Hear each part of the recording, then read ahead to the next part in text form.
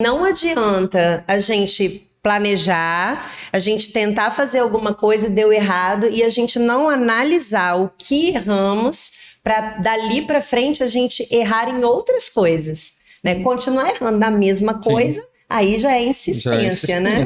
Agora, se a gente erra em novas coisas, é sinal que a gente aprendeu com o erro anterior e caminhou.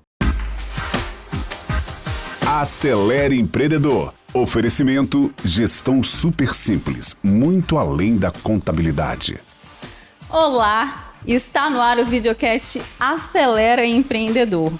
Um espaço de diálogo da Rede Tribuna para ajudar você, empreendedor, a desenvolver e potencializar o seu negócio.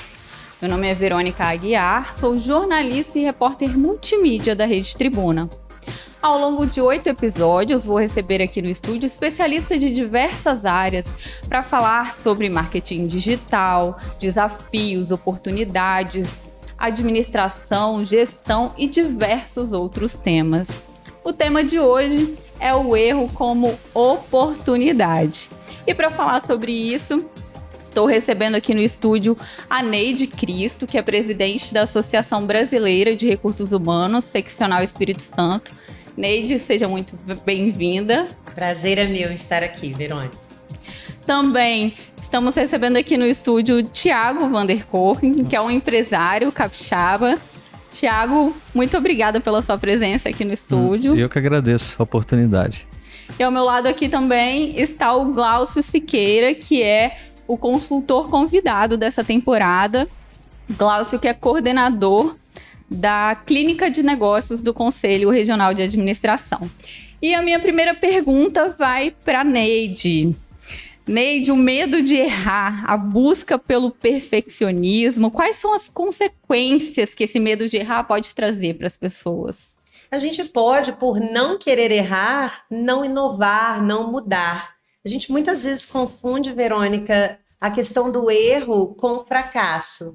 E quando a gente começa a pensar que a cultura do erro é exatamente para mostrar que ele é inevitável, mas que a gente pode aprender muito com ele, transformá-lo em oportunidade, isso se torna mais leve para que quando ele acontece a gente consiga realmente aproveitar tudo aquilo que ele pode nos ensinar. Para construir um negócio, o erro é inevitável? Certamente, né? Muitas pessoas que não saem do lugar é porque não têm a coragem de tentar. Ninguém vai errar se não fizer, mas se fizer, provavelmente vai errar. Professor Glaucio, qual que é a diferença na forma de tratar o erro de quem empreende e de quem tem vontade de fazer algo, mas não faz? Olha, legal lembrar da história da humanidade. Existe uma história muito interessante da participação de um cientista, daqui a pouco eu vou chegar no nome dele, que tentou fazer a lâmpada. Só que ele tentou 1000 vezes e errou 999. Esse cara é o Thomas Edison, e se você está ouvindo a gente hoje é porque alguém ajudou a ter uma lâmpada também. Há uma palavrinha mágica para o empreendedor que é resiliência. Essa palavra resume a força de vontade de continuar tentando. E eu garanto para você que a continuidade de tentativas é o que vai fazer um negócio dar certo. Perfeito. Agora, Thiago que é empresário, né? Eu queria que você falasse um pouquinho sobre o seu negócio, né? Qual que é o seu negócio? E depois falasse um pouquinho sobre como um erro contribuiu aí para uma virada de chave na história da sua empresa. Bem, o nome da nossa empresa chama Casa do Torresmo. A gente já vai para 17 anos de mercado, né? Que a gente começou bem pequeno, assim como todo empreendedor. E engraçado que nesse início, um erro de ponto ao fazer o torresmo, a gente descobriu o ponto correto de se fazer o torresmo. Então, quando nós erramos o ponto, foi o dia que nós mais vendemos, o dia que o torresmo ficou mais crocante e tudo deu certo. Então, eu falo que a nossa história tem uma parte dali para frente, né? Então, assim, eu acho que a gente não tinha o medo de errar em si, mas a gente não sabia naquela época, mas a gente teve que tentar. Thiago, eu gostaria que você explicasse um pouquinho, né, essa questão dessa trajetória, desde quando vocês começaram, né, e falasse um pouquinho do tamanho que está o empreendimento hoje, quantas lojas vocês têm, Quantas toneladas vocês produzem? A gente está caminhando aí para 5 anos com relação à franquia. Era uma loja só nossa, né, de propriedade familiar. E 5 anos para cá eu comecei trabalhando, se planejando, pegando ideias, consultorias até do Sebrae, em termos de se a loja era viável para franquear ou não. E a partir disso eu abri uma loja teste, né? E dessa loja teste deu certo e foi se abrindo. Hoje a gente tem 14 lojas. A gente hoje, aí, juntando todos, a gente está com mais ou menos em torno de 90 pessoas que hoje trabalham para as lojas Casa do Torresmo. Então é um número, né? Você pegando a economia, querendo ou não, faz um diferencial, né? Mas é tudo através do tentar, de um erro, de planejamento. Eu acho que a gente erra, ok, mas sempre tentando se planejar, se orientar, se capacitar, né? Para a gente poder crescer. Se não fosse aquele erro lá atrás, você acha que estaria assim hoje? Não. Eu acho que não. E esse erro, eu queria que você contasse um pouquinho pra gente, foi o seu pai, né? Foi papai. Nosso torresmo é todo feito ainda conforme a receita da vovó, né? E ele é todo feito na banha de porco. Então papai botou lá na banha para fazer, e nisso que ele colocou na banha para fazer, ele foi dar uma saída. E acabou encontrando um colega e esqueceu o torresmo lá. Quando ele voltou correndo, ele viu que o torresmo tinha abaixado todo pro fundo da panela. E aí tá o nosso... segredo nosso que a gente não pode falar hoje. E aí, Neide, agora é pra você. O que a gente pode aprender com essa história aí? Gente, a história do Thiago é lindíssima e ela reflete exatamente aquilo que a gente começou falando, né? Ele aprendeu, assim como a gente ouve várias outras histórias de empresas de sucesso, sim, que tiveram esse aperto inicial. O seu pai, eu acho que naquele momento pensou assim, meu Deus, pra que eu fui conversar? Mas hoje ele deve agradecer imensamente, né? Sim. Aquele amigo, sim, que fez ele perder o time para acertar. Então, assim, eu não vejo que é somente o erro que traz todo esse aprendizado, lucratividade e crescimento para o Thiago, e sim a forma como eles aprenderam com esse erro. Porque uma coisa que o Thiago disse que é muito importante é que não adianta a gente planejar, a gente tentar fazer alguma coisa e deu errado e a gente não analisar o que erramos para dali para frente a gente errar em outras coisas, né? Continuar errando na mesma coisa, sim, aí já é insistência, né? Agora, se a gente erra em novas coisas, é sinal que a gente aprendeu com o erro anterior e caminhou. Na verdade, é a forma de encarar o erro como oportunidade, perfeito, de aprendizado, seria isso. Mais do que o aprendizado, né? Também é a atenção com os fatos que nos seguem quando a gente tem a vida de empreendedor. O que o Thiago fez aqui, o pai dele propriamente, foi aquele tino do empreendedor, de perceber em algum episódio que acontece ao seu redor que ali está uma oportunidade. Porque ele poderia também ter chegado, olhado para a panela e deu errado e jogado fora e teria se perdido a receita. Acho que todo empreendedor, como é a família de vocês hoje, com todo esse projeto de sucesso, tem que estar atento às coisas que acontecem à volta. Porque às vezes são os pequenos erros que mostram caminhos diferentes, né? E essa é a atenção do empreendedor em tudo que faz. Perceber oportunidades até onde parecia que era só um erro. Exatamente. Agora, a gente não dá para sair por aí, né, digamos assim, sem se preocupar com os erros. Como avaliar? Como avaliar se um erro vale a pena correr aquele risco? Se não vale a pena correr, como correr riscos calculados? Boa pergunta, Verônica. Existem erros, né? Classificação dos erros. Existe aquele erro que a gente chama de erro evitável. Esse erro é aquele que a gente comete quando a gente não tem atenção, quando a gente não tem comprometimento.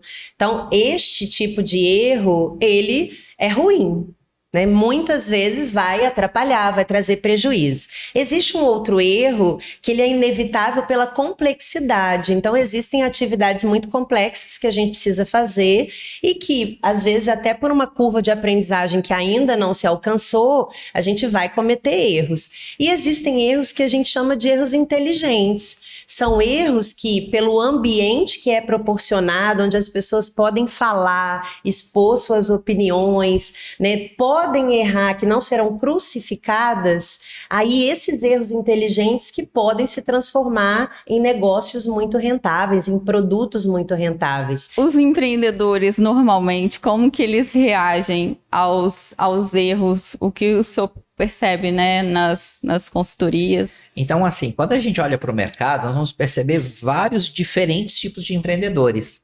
Aqueles que desistem muito rapidamente, porque não está dando certo, eu abandono, e aí ele perde as grandes oportunidades, e aqueles que são perceptivos. Eu sou consultor de mercado, e eu tinha uma prática, hoje eu já não tenho mais, né, porque não dá, mas eu tinha uma prática muito curiosa, quando eu tinha um problema e eu não conseguia resolver. Eu ia tomar um ônibus, pegava um ônibus público, porque eu estava num ambiente que, percorrendo, eu sem dirigir, eu podia ficar olhando para tudo que acontecesse à minha volta e, de repente, achar uma resposta para um problema que eu não via a resposta. Então, isso era o meu jeito de encontrar o caminho. Você, empreendedor, devia também encontrar o seu caminho de abrir os ambientes. Como é que você vai fazer no seu ambiente? Né?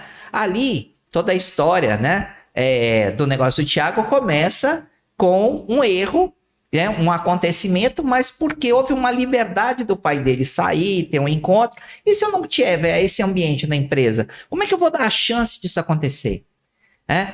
Quem vai a uma empresa e vê muita gente rindo, fala, nossa, aqui nada é sério. Será que é isso ou eu tenho um ambiente onde a criatividade é relevante? Eu queria colocar aqui uma pitadinha, né, de curiosidade para o pessoal depois que está nos ouvindo pesquisar. Existe um museu na Suécia, foi criado em 2017, que se chama Museu do Fracasso.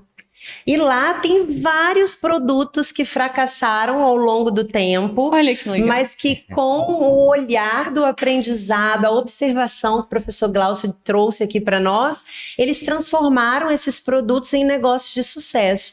Então, quando a gente olha, por exemplo, a Coca-Cola, que era para ser um xarope. E virou... Né? A gente não precisa nem dizer o quê. O post-it, né, que foi criado para ser algo que colava e não desgrudava nunca, mas a função dele se tornou totalmente oposta. O micro-ondas, que o inventor trabalhava numa empresa militar, né, e ele, um chocolate no bolso, ele viu que derretia e aí trabalhou em cima do micro-ondas. Tem muita coisa bacana aí para a gente aprender e enxergar esse erro como oportunidade. As oportunidades, elas estão ali presentes na crise. O professor Glaucio deu um exemplo ali de como ele fazia para enxergar, né, essas oportunidades.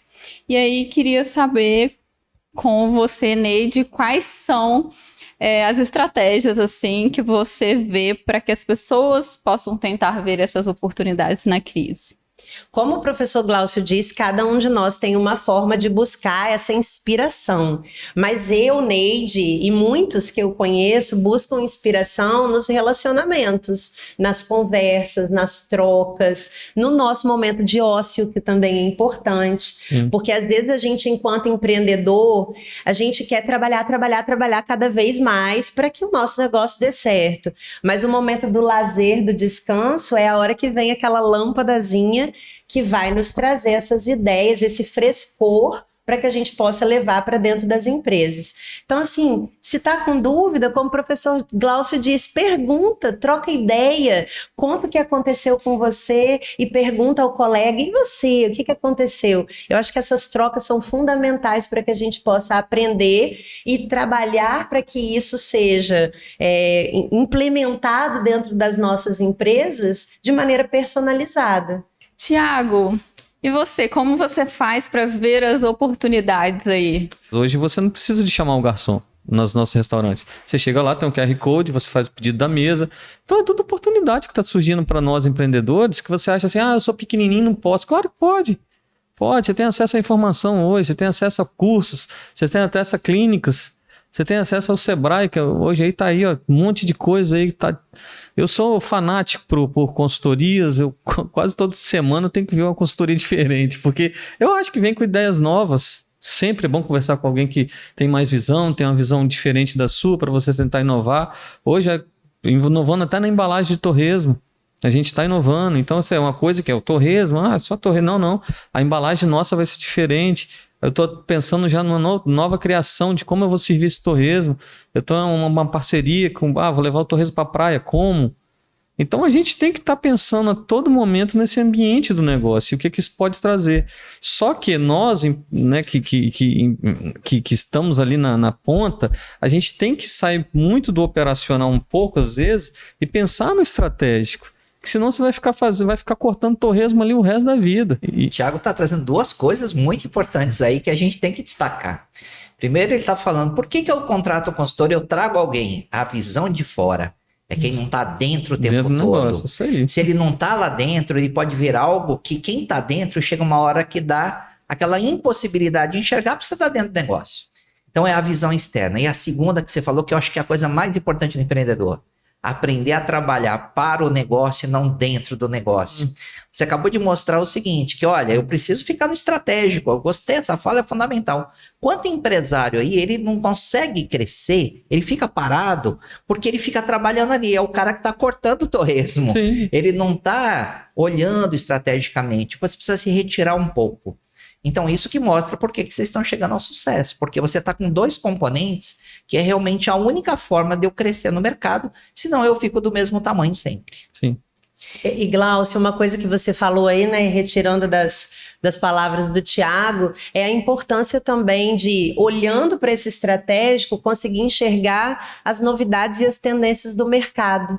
Porque quando você está ali com a mão na massa, você não tem tempo para olhar o que vem. Né? Você não tem tempo para se anteceder àquilo que pode ser um diferencial para sua empresa. Ou seja, não vai ter tempo de visitar um museu que você citou Não agora há pouco. vai. Abertura Você para não vai ver o que experimentar. acontece. É isso aí. E nem muito menos para passear, para papear, né? Para ter esse momento de ócio que a gente falou que é tão importante. Igual uma oportunidade que eu falo que eu tô voltando para São Paulo agora. O ano passado eu fui numa feira de franquias em São Paulo e eu visitei essa aceleradora. Eu falei assim, ano que vem eu venho aqui para fazer esse curso e talvez fazer parte deles. E aí você tem o terceiro grande segredo no que você está falando. Você vê que você está dando uma aula de gestão aqui pra gente, hein?